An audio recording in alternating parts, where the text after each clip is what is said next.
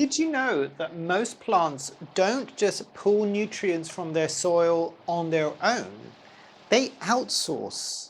Stick around with me and let's dive into the wonderful world of mycorrhizal fungi, something that a lot of people might not be using but could be a massive game changer when it comes to growing big, healthy plants.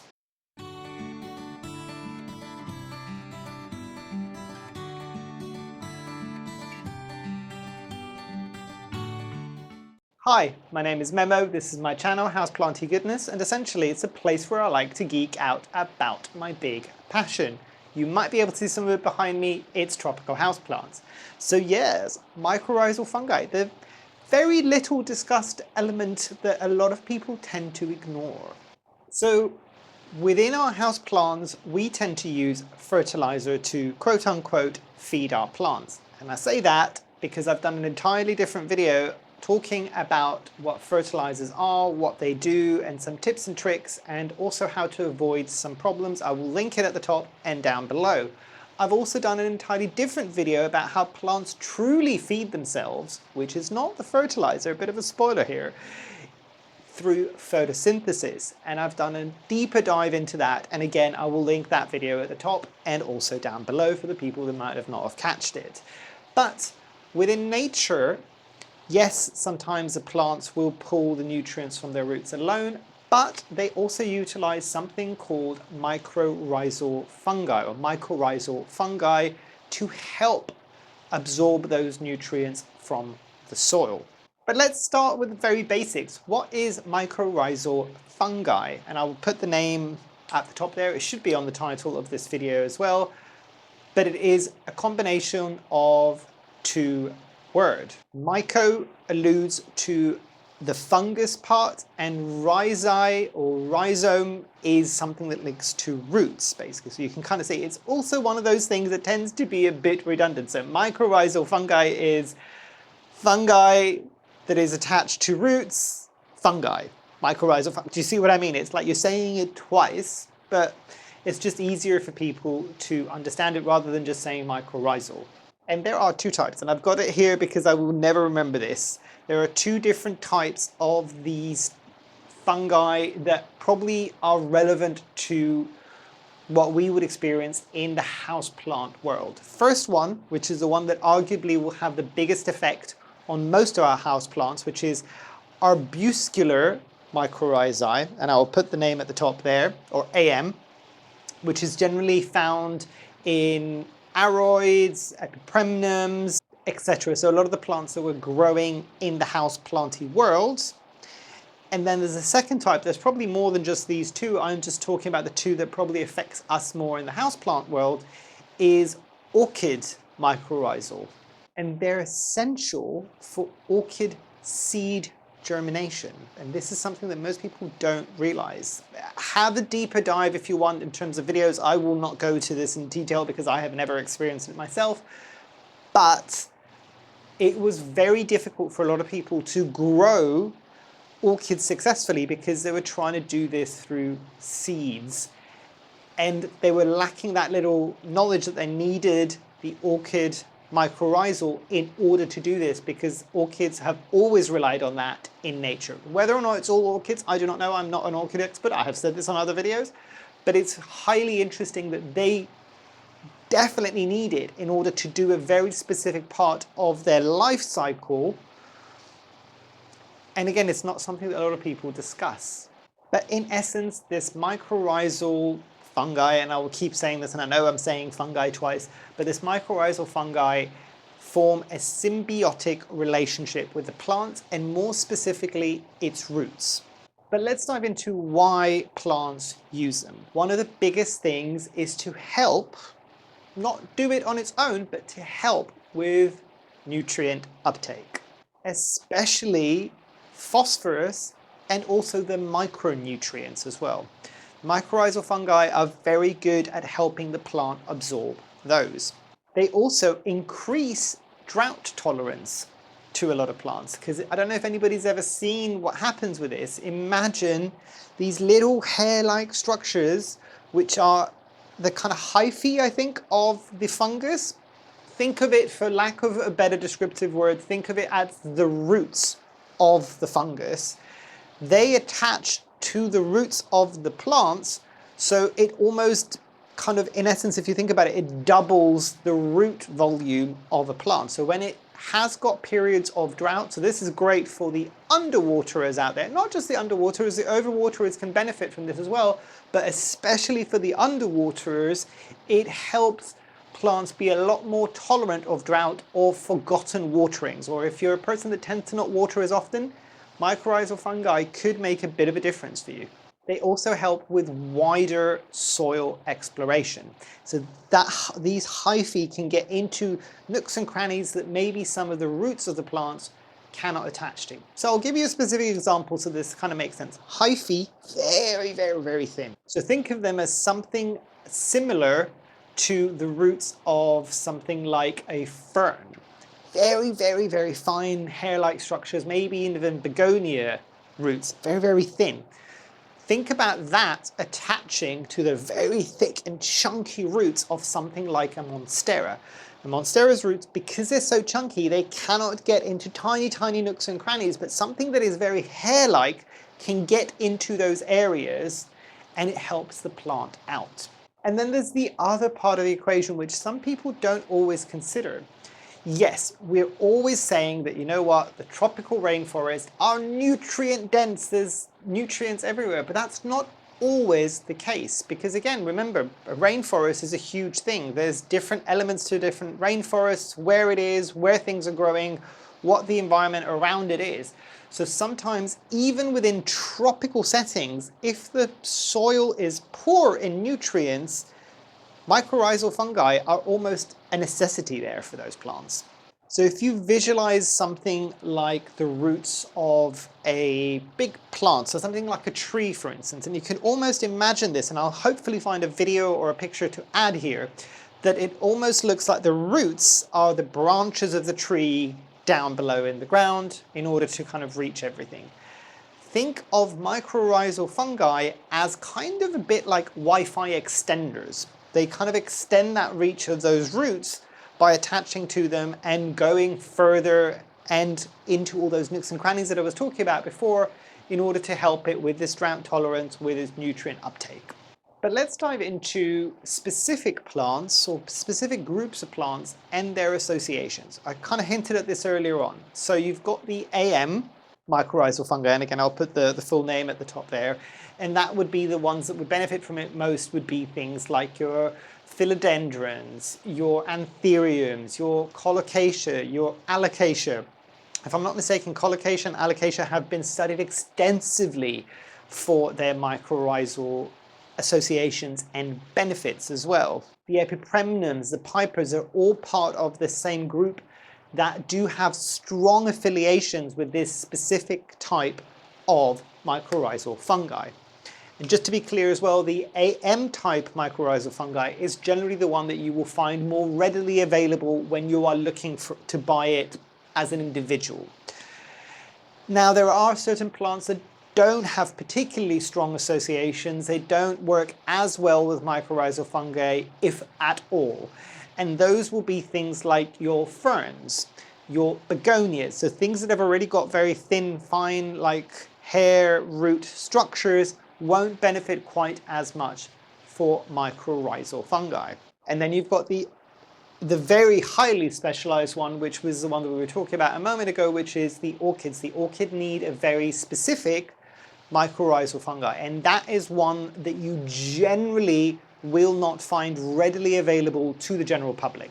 You might find it available to commercial growers at scale, but you generally will not find that, as far as I'm aware, easily for kind of the average Joe Schmo out there to find and use. And coming into the big question, do the mycorrhizal fungi inoculants, so to speak, work for houseplants? And I say inoculants because if you've ever tried, and I know this is so exciting, I want to do it this winter. I didn't do it last winter, I want to do it this winter, but the grow your own mushroom kits, a lot of the times when you are kind of introducing the fungus to whatever growing media you're using an inoculant. So cool. But There are specific ones that work well, and again, I've got a list because I'm never going to remember. The commercial inoculants that will work well, so the AM inoculants that we were talking about before, so usually glomus or rhizophagus, big words, I will put them at the top somewhere there so you can kind of see them. These you can find commercially available. And they tend to be highly compatible, as we were talking about before, with things like the aroids, so wider philodendrons, anthuriums, pipers, alocasias, colocasias, all of the above. And the other element of utilizing them and using them to their fullest benefit is the growing media that they're in. So the growing media needs to encourage or be an easy host for these fungi. And by that I mean they generally won't work at all, or if they do, a very small amount in fully sterile environments because it doesn't have what they need to kind of get going. Or even things like hydroponically. If you're growing a plant fully in leca or pon, mycorrhizal fungi aren't really, as far as I can tell, going to do very much for you. This is predominantly going to be for anybody growing in soil type growing media. So your cocoa coires, all of these things will do really well with mycorrhizal fungi. There are nuances to this as well, because you need to be making sure that the growing media that you're getting, especially if you're mixing your own and you're buying cocoa coir, check that the cocoa coir that you are buying hasn't got high levels of salt. I don't want to go into this into too much detail because I haven't done a deep dive into this myself in terms of research, but from what I can glean online, a lot of the cheaper, and not always just the cheaper, cocoa coir that you can buy to make your own mixes tends to be washed in salt water, like seawater and things like that, so it tends to attract and keep a lot of salt buildup. I think I might be entirely wrong. If I am, don't scream at me in the comments down below, just say it nicely. But you want a cocoa coir that you know has been washed to get rid of some of these minerals, because high levels of salt in something like cocoa coir could, especially if you're adding mycorrhizal fungi and they're trying to establish themselves, could be enough that they don't activate, and if they do activate, they don't activate as well, because that salt is working against them at that early stage. And I think it probably also causes issues even in later stages as well. So there are nuances that you need to kind of be aware of there. So the big myth here is sprinkling a bit of mycorrhizal fungi on all of your plants is going to make a big difference to all of them. No, it's nuanced. It depends. It depends on what plant and if it's susceptible to, and if it works well. So we were talking about before, the philodendrons, the anthuriums, the pipers, the alocasias, the colocasias, and many more within that kind of group of aroids. But things like the ferns, or even like begonias, probably won't have much benefit. Definitely won't have any benefit if you're using the wrong type of mycorrhizal fungi on something like an orchid. So just things to bear in mind there. It's not one size fits all. The other thing that you need to remember, and it is something that unfortunately you can't always do as an afterthought, because a lot of the times the mycorrhizal inoculants, not always, but a lot of the times it tends to be in powdered form.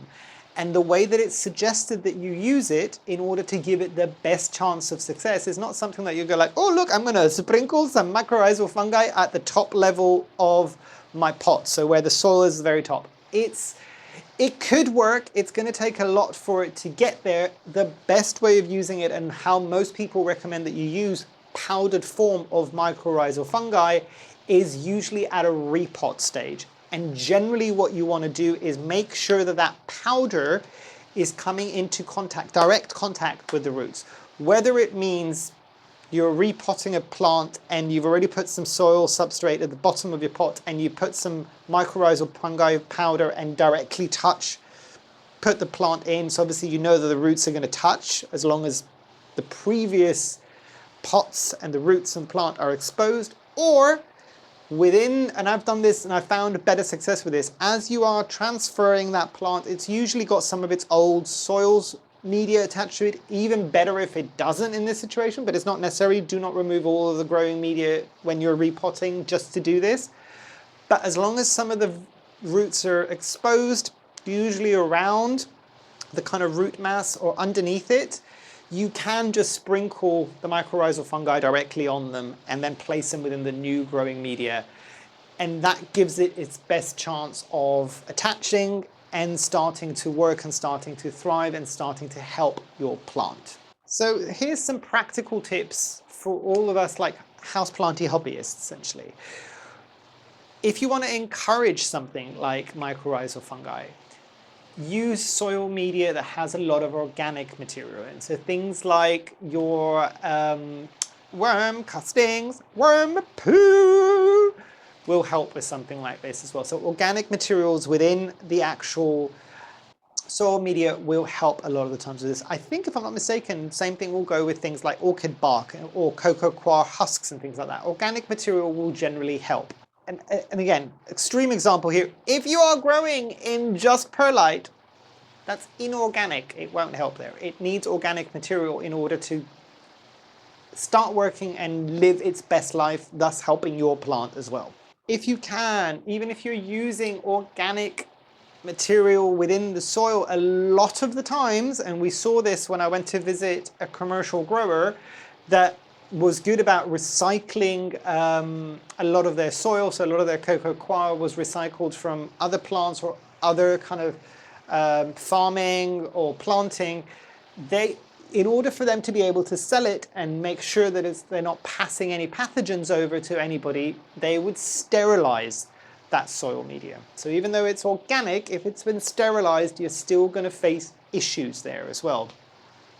The process of sterilization of whatever soil media it is going to make it less hospitable for the fungi to attach and work, essentially. The other element of that is try to reduce the level of over-fertilization, especially if you're using synthetic fertilizer, and especially synthetic fertilizer that's very high in phosphorus. This is because high levels of phosphorus can suppress fungal growth, basically. So just bear that in mind, that you're not trying to help your plants, and by trying to help your plants, you're also putting your fungi at a disadvantage, because then you're not achieving what you want to achieve, and you're kind of wasting your money a tiny bit by trying to do this, and what you are then doing is voiding it. Does that make sense? I would love to suggest some mycorrhizal fungi for you all to use, but I know we all live in different parts of the world. I will put a list of some of the ones that I have used successfully within the UK. I would imagine some of those might be available to Europe, America, Canada, and other parts of the world. I'm not entirely sure if you can find the same ones, but searching for something online that's meant to be mycorrhizal fungi, either specifically for houseplants, a lot of the times they're still not really being targeted as available for houseplants, but it might be a lot of the times for garden use. You should be able to find something. Make sure that you're looking at the right type of AM mycorrhizal fungi. And again, I will list it here so you know what you are looking for. So coming into some of my final thoughts, you need to start thinking about the fact that the mycorrhizal fungi are like the hidden partners, the ones that we don't see, that really do truly help our plants grow bigger and stronger and be able to adapt to stresses better when they're out in the wild. And by us not helping introduce that within our home environment, sometimes it means that the growth might not be as optimal as we possibly would like it to be. And tying it all together with the photosynthesis, with the fertilizer. So photosynthesis is what makes the plant food, the energy that it needs, the glucose that the plant needs in order to kind of keep going. The fertilizers are the ones that are going to help utilize those nutrients and kind of use them a bit more. Think of them a bit more like multivitamins. And the mycorrhizal fungi are the things that will help it access those nutrients as well. So they can access it on their own, but the mycorrhizal fungi will help them access it better, faster, and in a more efficient way. And do try to remember, next time you look at your favorite monstera, your favorite philodendron, your alocasia in a pot, there's a whole ecosystem that is happening within that soil media there. And it is important for us to remember that a healthy soil ecosystem generally means a healthy plant. But yes, What did you think? Did you know about mycorrhizal fungi? Is this the first time you're hearing about it? Did you know some parts of this? Are there certain things that maybe I've missed that you want to share with everybody down below? Please do so down below. And yes, as I said, this might become a bit more of a series. I've done a photosynthesis video, a fertilizer video, there's a mycorrhizal video now. Tell me the next topics that you want me to do a bit more of a heavy, deep dive into, and let's all geek out together, shall we? But if you've tried mycorrhizal fungi and you've had successes or even failures, do let us all know down below. Let's have that conversation. But yes, hopefully you've enjoyed. Hopefully I shall see you here soon. And I truly, truly hope that you have a great rest of your day. Thanks. Bye.